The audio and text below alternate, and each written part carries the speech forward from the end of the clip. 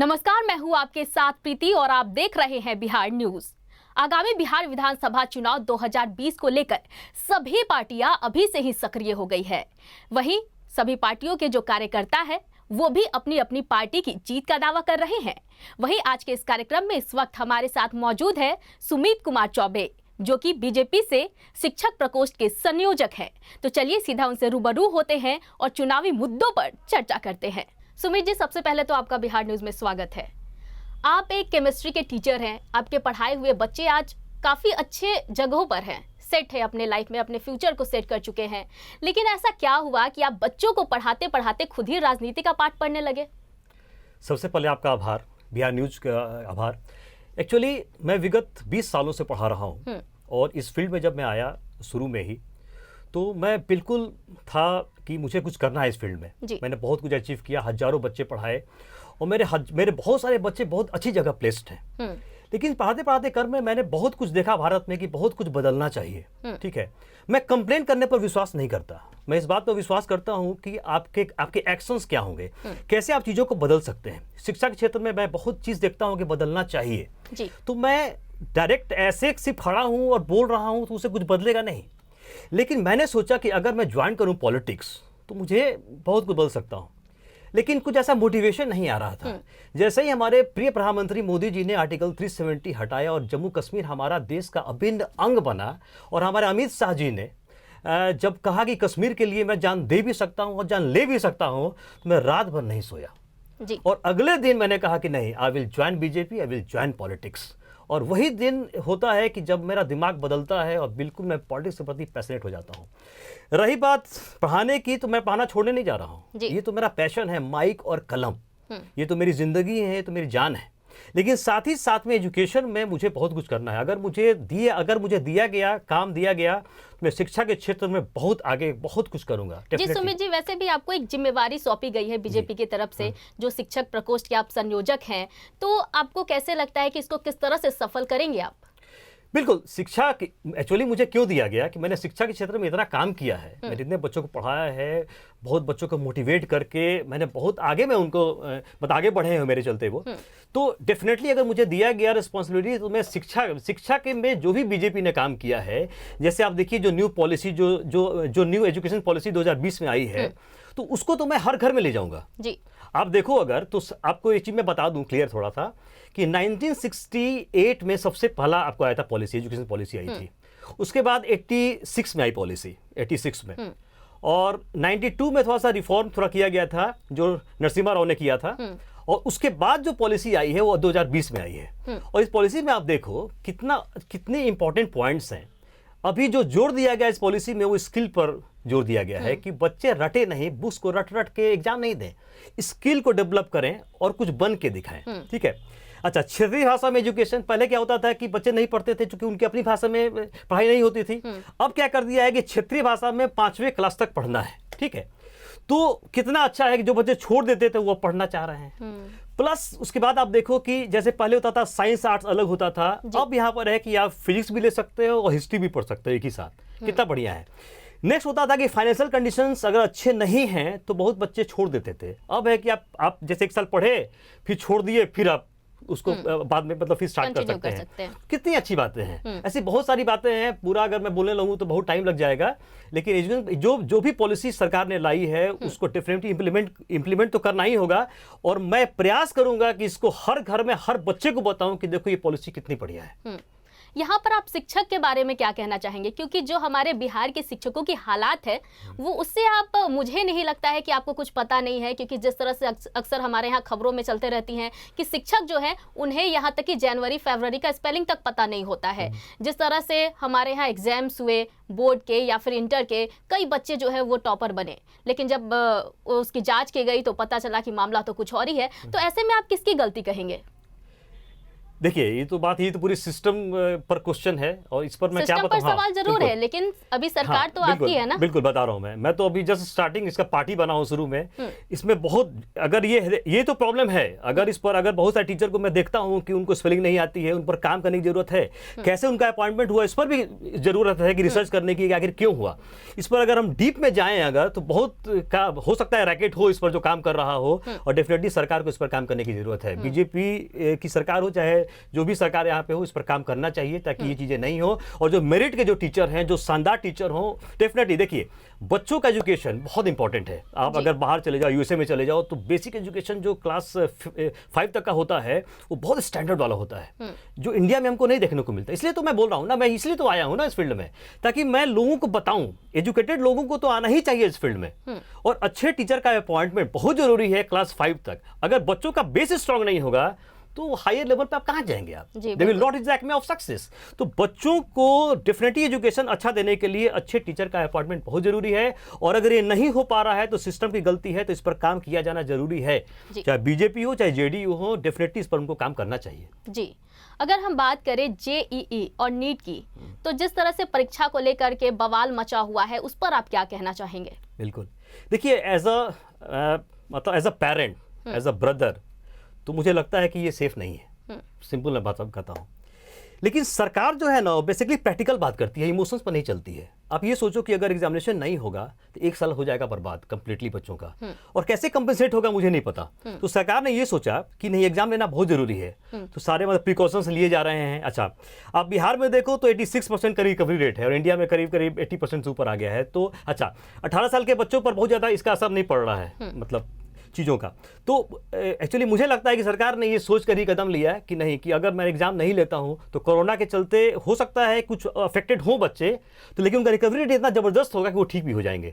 तो सरकार ने डिसीजन जो लिया है वो बिल्कुल मतलब सही लिया डिसीजन मेरे अकॉर्डिंगली। हाँ, एज अ पेरेंट मुझे लगता है कि ये थोड़ा हार्श डिसीजन है, मुझे भी डर लग रहा है, ठीक है, लेकिन ये डिसीजन लेना डेफिनेटली मतलब ये था, जरूरी है। यस।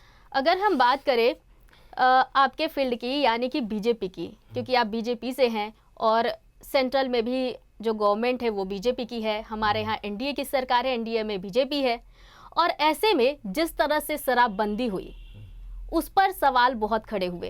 तो शराबबंदी को लेकर सरकार क्या कर रही है? क्योंकि जब नीतीश कुमार को वोट मिला था तो स्पेशली महिलाओं ने दिया था, और इसी बात पर वोट दिया था कि आप हमारे बिहार में शराबबंदी करवाइए, शराब को पूरी तरह से बंद करवा दीजिए, नशा मुक्त बनाइए बिहार को। और हुआ भी, लेकिन आए दिन शराब की बड़ी बड़ी खेपें पकड़ी जा रही है। यानी कि इस पर हम कह सकते हैं कि जो सीमाएं हैं अगल बगल की, उसको अच्छी तरह से वहां पर चौकसी नहीं बरती जा रही है।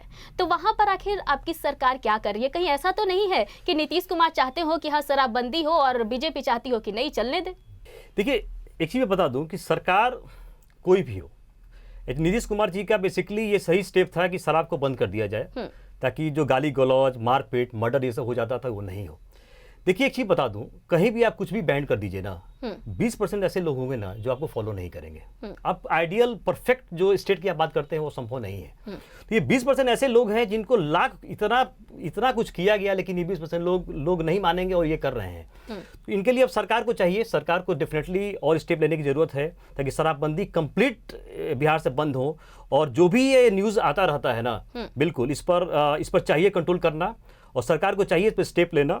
लेकिन मुझे नहीं लगता कि ये 20% लोगों को आप सुधार सकते हो, क्योंकि ये 20% ऐसे लोग हैं ना जिनका दिमाग सातिर है। आप कितना भी कर लो ना, तो ये जुगाड़ जो है ना, जुगाड़ नीति बिहार में जो आप सुनते हो, तो कहीं ना कहीं जुगाड़ करके कुछ ना कुछ कर लेंगे। लाख इस पर किया गया, लाख रूल्स बनाए गए, लॉज बनाए गए, जेल भेजा गया, लेकिन आप इसको चेंज नहीं कर पाए। तो क्यों नहीं कर पाए? तो पुलिस भी क्या करे? पुलिस के लिए यही मुद्दा थोड़े है, पुलिस के लिए बहुत सारे मुद्दे हैं। अब इसको जैसे मुद्दा को बना दिया गया है कि नहीं ये करो, लेकिन ये एक चैलेंज तो है सरकार के सामने, और चैलेंज है। और ये एक बहुत बड़ी चैलेंज है, क्योंकि हर बार हर समय इस पर सवाल खड़े होते रहे हैं। और सुमित जी, अगर हम बात करें कोरोना काल की, तो कोरोना काल में जिस तरह से बीजेपी ने सपोर्ट किया यहाँ के लोगों को, वो काफी सराहनीय है। लेकिन क्या आपको लगता है कि जो बीजेपी के द्वारा किया गया उससे बिहार की जनता खुश है और बीजेपी को वोट करेगी? देखिए, महामारी है, ठीक है, और ये किसी कंट्रोल में है नहीं महामारी, ठीक है, ये पूरा वर्ल्ड जो है सफर कर रहा है। वही मैं बोल रहा हूँ ना कि यहाँ लोगों का एक प्रॉब्लम ये होता है कि लोगों को सिर्फ कंप्लेन करने की आदत होती है। ठीक है, आप वहां जाके बैठ के देखिए, कोई भी सरकार नहीं चाहेगी कि उसके लोग जो है आहत हों या उनको प्रॉब्लम्स हो, कोई सरकार नहीं चाहेगी। ठीक है, कंप्लेन तो हम लोग दूर से करते रहते हैं कि सरकार नहीं किया। सरकार ने क्या नहीं किया? बिहार सरकार ने बहुत कुछ, जितना हो सकता है तो वो किया। हेल्थ सेक्टर पूरे इंडिया में ही गड़बड़, आप जानते हो। जितना भी संभव था उन्होंने किया। मंगल पांडे जी से जितना संभव था उन्होंने किया। ये जो मतलब जो भी बन सकता था सरकार के द्वारा उन्होंने किया। देखो अब सबसे ज्यादा भी टेस्ट बिहार में हो रहे हैं। रिकवरी रेट बिहार में 88% के करीब आ रहा है। तो अब बिहार में कोरोना ऑलमोस्ट आपका देख रहे हो कंट्रोल में है। ठीक है ना, तो आप क्या कहोगे? इंप्रूवमेंट तो है, बहुत हद तक इंप्रूवमेंट है, और आने वाले समय में और भी इंप्रूवमेंट होंगे और बिहार फ्री हो जाएगा बिल्कुल इस डिजीज से। आप अगर बात कर रहे हैं स्वास्थ्य विभाग की, तो ये किसी से भी छुपा नहीं हुआ है कि जब शुरुआती दौर में जब कोरोना वायरस ने अटैक किया था हमारे भारत में, और खासकर जब बिहार में इसका अटैक हुआ था, उसके बाद से जो जिस तरह से टेस्ट हो रहे थे, कई बार उसमें असंतोषजनक उसको पाया जाता, क्योंकि कई लोग ऐसे थे जिन्होंने टेस्ट नहीं कराया था, उनके भी रिपोर्ट दे दिए जा रहे थे कि आप पॉजिटिव है। कई बार हो रहा था कि फर्स्ट टाइम में आपका नेगेटिव आया, फिर पॉजिटिव आया, फिर नेगेटिव आया, फिर पॉजिटिव आया, तो वो विश्वसनीयता जो है ना वो एकदम खत्म सी हो गई। तो आप फिर कैसे कह सकते हैं कि स्वास्थ्य विभाग ने, मंगल पांडे ने बहुत अच्छा काम किया? अब देखिए, एक्चुअली मैं अगर कहूं तो मंगल पांडे की इसमें क्या गलती है? अगर मान लीजिए कि डॉक्टर्स की ड्यूटी अगर सपोज दैट लगाई गई है, तो मंगल पांडे जाके तो नहीं देखेंगे हर जगह इस चीज को। हाँ, अगर मुझे तो एक्चुअली ये बात पता नहीं है पूरी की पूरी जो आप बता रही हैं, लेकिन एक्चुअली अगर ये कहीं सिस्टम में दोष है, इस पर तो काम होना चाहिए, और जो भी दोषी हैं उन पर कार्रवाई करके उनको जेल भेज देना चाहिए अगर ऐसा हुआ है तो। इस चुनाव में आपका मुद्दा क्या होगा? इस चुनाव में मेरा मुद्दा होगा बीजेपी ने जो किया है डेवलपमेंट, उस पर डेफिनेटली हम जाएंगे। मोदी जी ने जो किया 370 जो हटाया या जो भी विकास तो हो गया। हाँ, आगे क्या करना है? हमारा मुद्दा विकास ही है। लेकिन आप तो कह रहे हैं कि विकास हो चुका है। विकास हो चुका मतलब नहीं, विकास जो भी हो रहा है, विकास जो फ्यूचर में किया जाना है, अगर बीजेपी गवर्नमेंट फिर आती है तो डेफिनेटली और विकास होगा, और हम लोग विकास के बारे में बात करेंगे और विकास को हर जगह ले जाएंगे। जी, आपके हिसाब से हमारे बिहार में जब से बीजेपी की सरकार आई है, या फिर यूं कहे तो एनडीए की सरकार आई है, तब से क्या कुछ बदला है? बहुत कुछ बदला है। आप देख लो, मैं एजुकेशन में देख लो, उसके बाद सड़क में देख लो, हर कुछ पे तो बदल रहा है। ब्रिजेस बन रही है, फ्लाईओवर्स बन रही हैं, सब कुछ डेवलपमेंट तो होता जा रहा है। अगर हम बात करें, जिस तरह से आपने कोरोना काल के बारे में बात किया और आपने कहा कि हाँ आपकी गवर्नमेंट ने इतना कुछ किया है, और साथ ही विकास पर भी आपने बताया कि हाँ आपकी गवर्नमेंट ने विकास करा है, तो मैं आपसे अब ये जानना चाहती हूँ कि जब बीजेपी इतनी अच्छी है, इतने सारे काम जो है वो बीजेपी ने किया है, सेंट्रल में बीजेपी है, हमारे यहाँ भी बीजेपी की सरकार है, एनडीए की सरकार है, एनडीए में बीजेपी है, तो आप चुनाव अकेले क्यों नहीं लड़ रहे हैं? क्या जरूरत है आपको क्षेत्रीय पार्टी की?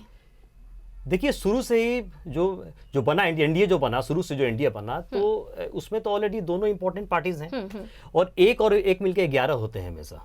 11 का जो पावर होता है ना, उसको आप इग्नोर नहीं कर सकते हो, और दोनों मिलके बहुत हो जाते हैं पावरफुल, इसीलिए साथ में लड़ रहे हैं। जी, सुशांत सिंह राजपूत का जो मौत मामला है उस पर आप क्या कहेंगे? क्योंकि जिस तरह से इस मामले में पूरा घमासान मचा हुआ है, सीबीआई जांच कर रही है, हर घंटे एक नया मामला उजागर होकर सामने आ रहा है, तो आपको क्या लगता है ये मौत जो है वो आत्महत्या है या फिर कुछ और है, हत्या की गई है? देखिए, इसमें तो सीबीआई जांच चल रही है, और ये तो क्लियर है कि ये तो मर्डर है, इसमें कोई दो राय नहीं है। बिहार का सपूत जो है उसके लिए तो न्याय की मांग तो करेंगे, मैं भी खुद भी लगा हुआ हूँ इस मुहिम में। और जो महाराष्ट्र पुलिस ने किया वो भी हम लोग देख रहे हैं कि क्या किया, तो सीबीआई इंक्वायरी में सारा पोल तो खुली जाएगी, और हम लोग न्याय तो बिल्कुल मिलेगा ही मिलेगा। इसके लिए तो आदमी जी जान लगा देगा, बहुत कुछ करेगा इसके लिए। लेकिन बिहार के सपूत को, जो बिहार का सुपरस्टार था, जो इंडिया का सुपरस्टार था, उसको डेफिनेटली न्याय मिलेगा, और एकदम हम लोग लेकर रहेंगे न्याय, कोई दो राय नहीं है। जी, ऑफ कोर्स सीबीआई जांच कर रही है तो न्याय तो मिलेगा ही सुशांत सिंह राजपूत को, लेकिन जिस तरह से जो मुंबई पुलिस ने उसमें सही तरह से काम नहीं किया, या फिर हमारे यानी कि बिहार पुलिस के साथ जिस तरह से बर्ताव किया गया और महाराष्ट्र सरकार इस मामले में चुप है, तो उस पर आप क्या कहेंगे? वही तो बोल रहा हूँ ना, कितना गलत। सोचो कि हमारा पूरा भारत एक है, तो दो राज्य अलग अलग कैसे हुए? महाराष्ट्र पुलिस को बिहार पुलिस को सपोर्ट करना चाहिए था। महाराष्ट्र पुलिस ने क्यों किया, किसके दबाव पर किया, इस पर तो इंक्वायरी होनी चाहिए, और जो भी दोषी पाए जाएं उनके साथ सख्त से सख्त कार्रवाई करनी चाहिए, की जानी चाहिए, छोड़ना नहीं चाहिए।